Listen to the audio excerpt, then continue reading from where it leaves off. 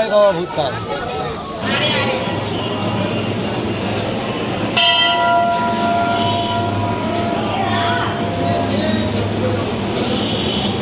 Hey guys, welcome back to my channel. আশা করছি তোমরা সবাই ভালো আছো, আমি অনেক ভালো আছি। আর তোমরা তো আমার টাইটেল আর থাম্বনেল দেখে বুঝেই গেছো আমি কোথায় গেছিলাম। আমি গেছিলাম ভূতনাথ মন্দিরে বাবা ভোলানাথের পুজো দিতে।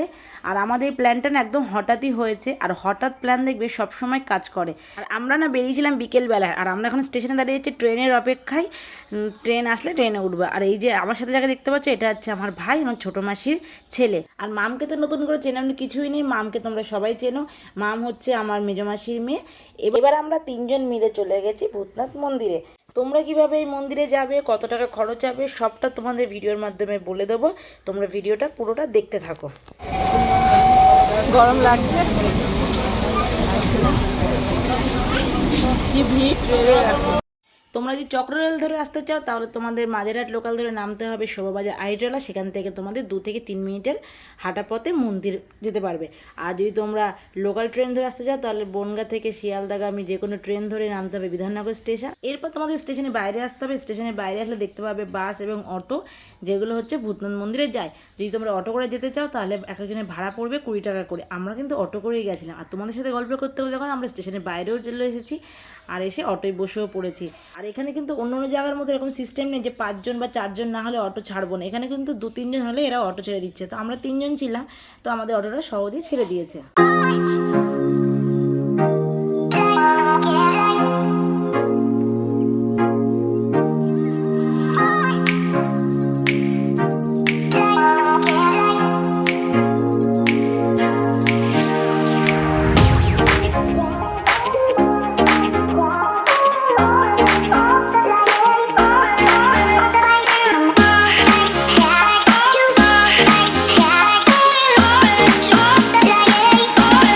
সূর্যি মামা যতই পশ্চিমে কোলে ঢলছে ততই যেন বিকেলটা সুন্দর হয়ে উঠছে। আমরা এখন যাচ্ছি খান্নাহাটের মধ্যে দিয়ে। আর দিনটা ছিল রবিবার। খান্নাহাট এখানে বসে, রবিবার দিন হাট বসে। এখানে খুচরো পাইকারি তোমরা দুটোই পেয়ে যাবে। যাদের যাদের প্রয়োজন তারা কিন্তু চলে আসতে পারো।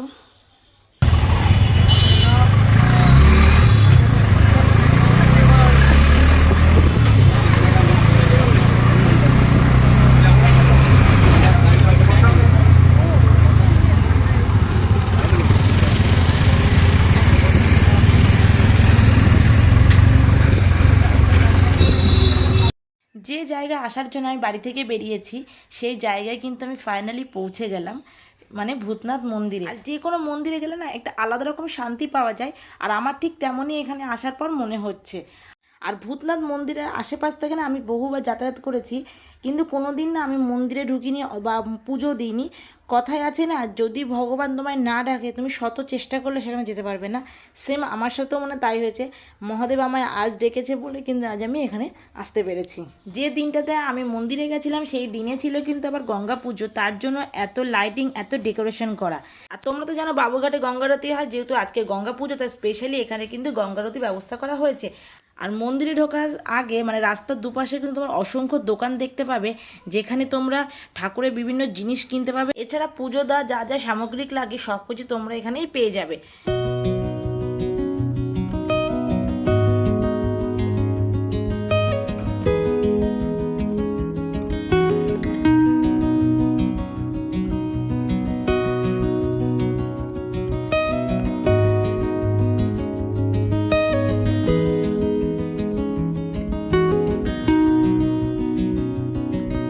এবার আমি চলে এসেছি মন্দিরের একদম সামনে, যেখানে দেখো সবাই মিলে একসাথে আরতি করছে। খুব সুন্দর লাগছে এই দৃশ্যটা দেখতে।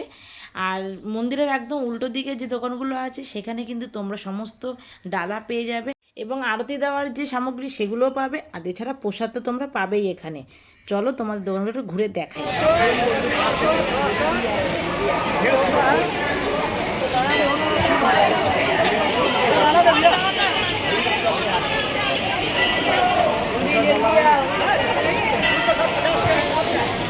এখানে এখানে আমি একটা ডালা নিয়ে নিয়েছি, আর ডালাটা দেখো কি সুন্দর ফুল দিয়ে একেবারে সাজানো গোছানো।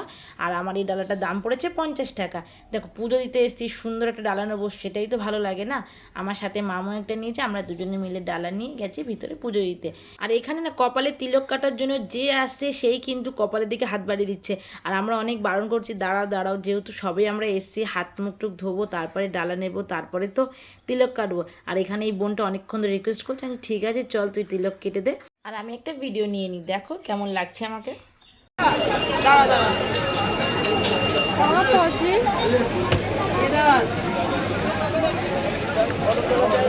सामने तो है भाई तुम्हारा। আর আমার কিন্তু মন্দিরে এসে তিলক পড়তে কিন্তু খুব ভালো লাগে।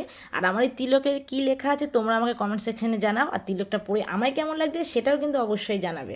এই মন্দিরটি রয়েছে নর্থ কলকাতার শোভাবাজার আইরিতলা, আর এটি কিন্তু 300 বছরেরও পুরনো মন্দির। এবার চলো তোমাদেরকে আমি মন্দিরের ভিতরে নিয়ে যাই। অ্যাকচুয়ালি মন্দিরের ভিতরে কিন্তু ক্যামেরা করা অ্যালাউ ছিল না, তবুও ভাইকে বললাম তুই ক্যামেরাটা ধর, আমি লুকিয়ে লুকিয়ে ভিডিও করে নিই। আর দেখো ভিডিও করতে গেলে তো ধরা পড়বে, আর ভাই তো একদম কাঁচা এই ব্যাপারে, তো তবুও কিন্তু ও ভিডিও করে গেছে, যতটা সম্ভব দেখানো যাচ্ছে আমি দেখাচ্ছি। তারপরে কিন্তু ওখানে ক্যামেরা বন্ধ করে দিয়েছিল, যার জন্য আর ভিডিও করতে পারিনি। আর এই মন্দিরটা না খুব সুন্দর, আর আমরা খুব ভালোভাবে এখানে পুজো দিয়েছি, আর অনেকটা সময় না ভিতরে ছিলাম। আর মন্দিরের দেওয়ালের চারপাশে না নানা ধরনের ঠাকুরের ফটো লাগানো ছিল, তোমাদের ভিডিওর মধ্যে দেখাতে পাচ্ছি না যেহেতু তো ক্যামেরাটা বন্ধ করে দিয়েছে আমাদের, সেই কারণে। আর এই মন্দিরের না একদম উঁচুতে আর একটা বড় ঘন্টা আছে, যার কোনো দড়ি নেই, সবাই এমনিই বাজাচ্ছে, মানে লাফ দিয়ে বাজাচ্ছে। আর যেহেতু আমরা একটু ছোট হয়ে গেছি, তো আমি তো হাতে পাচ্ছিলাম না, তখন ভাইকে বললাম ভাই তুই একটু আমি উঁচু করে ধর, আমি তো আজকে ঘন্টা বাজি তোর বাড়ি যাব। তারপরে আমি ঘন্টা বাজাই, আর আমার মনের শান্তি হয়। পুজো দেওয়া তো আমাদের কমপ্লিট হয়ে গেছে। এবার আমরা সবাই মিলে গুটি গুটি পায়ে চলে গেলাম হচ্ছে রবি ঠাকুরের সমাধি প্রাঙ্গণে, আর যেটা ছিল একদম গঙ্গার পাড়ে।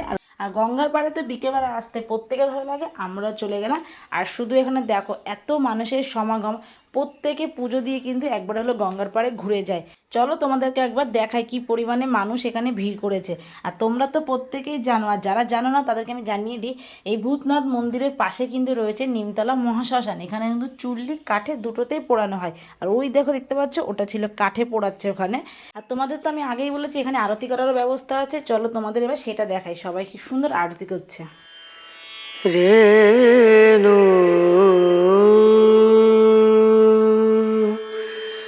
রেনা। আর এদিকে দেখো গঙ্গা আরতি দেখার জন্য মানুষের ভিড় তো উপচে পড়ছে, কিন্তু যেহেতু এখনো সন্ধ্যা হয়নি তার জন্য কিন্তু শুরু করতে পারছে না। আর আমি দেখো তোমাদেরকে পুরো ভিডিওর মাধ্যমে দেখাচ্ছি যে মানুষ চেয়ারেও বসে আছে, আবার নিচেও বসে আছে। মানুষ শুধু একটাই কারণ, সেটা হচ্ছে গঙ্গা আরতি দেখবে। এই পাশের মানুষজন যখন সময়ের অপেক্ষা করছে, ঠিক সেই সময় আমি এই পাশটা এসে দেখি এই পাশে কিছু মানুষ প্রদীপ জ্বালানোর প্রস্তুতি নিচ্ছে। আর সন্ধ্যা হতে না হতে এনারা কিন্তু সমস্ত প্রদীপগুলো জ্বালিয়ে গঙ্গায় ভাসিয়ে দেবে, তখন কিন্তু গঙ্গা দেখতে অপূর্ব লাগে। এবার তো আমি প্রদীপ জ্বালাতে পারলাম না, তাই আমার ইচ্ছেটা রয়ে গেল, যদি কোনোদিন আমি এখানে আবার আসি আর যদি সুযোগ পাই আমি অবশ্যই প্রদীপ জ্বালাবো। আর যেগুলো আমি করতে পারিনি এখানে এসে আমি অবশ্যই করব। এই ইচ্ছাটাই আমার রইলো যে আমি এখানে এসে প্রদীপ এবং আরতি দুটোই করব। আর কলকাতা না অনেক কিছু স্পেশাল আছে, তার মধ্যে একটা স্পেশাল হচ্ছে, মানে যেটা আমার সবচেয়ে ফেভারিট, সেটা হলো মাটির ভাঁড়ে চা খাওয়া। তোমরা যারা যারা আমার ভিডিওটি কলকাতা থেকে দেখছো তারা তো জানোই কলকাতায় মাটির ভাঁড়ে চা খাওয়ার মজাটাই আলাদা। আর যারা কলকাতার বাইরে থেকে দেখছো তাদেরকে আমি বলবো, যদি কোনোদিন তোমরা কলকাতায় আসো প্লিজ প্লিজ তোমরা একবার মাটির ভাঁড়ে চা খেও। আর চা খেয়ে আমার কথা মনে করবে যে আমি কেন বলেছিলাম, মানে মাটির ভাঁড়ে চা খাওয়ার মজাটাই আলাদা। তাহলে বন্ধুরা আমার এই ছোট্ট ভিডিওটি এই পর্যন্তই। যদি তোমাদের ভিডিওটি ভালো লেগে থাকে অবশ্যই লাইক কমেন্ট অ্যান্ড শেয়ার করে দেবে। আর যারা আমার চ্যানেল নতুন আছে তারা জানো চ্যানেলে কী করতে হবে, প্লিজ সাবস্ক্রাইব করে যাও আরও সুন্দর সুন্দর ভিডিও দেখার জন্য। তাহলে সবাই ভালো থেকো, সুস্থ থেকো, আর সবাই আমার সঙ্গে বলো হর হর মহাদেব।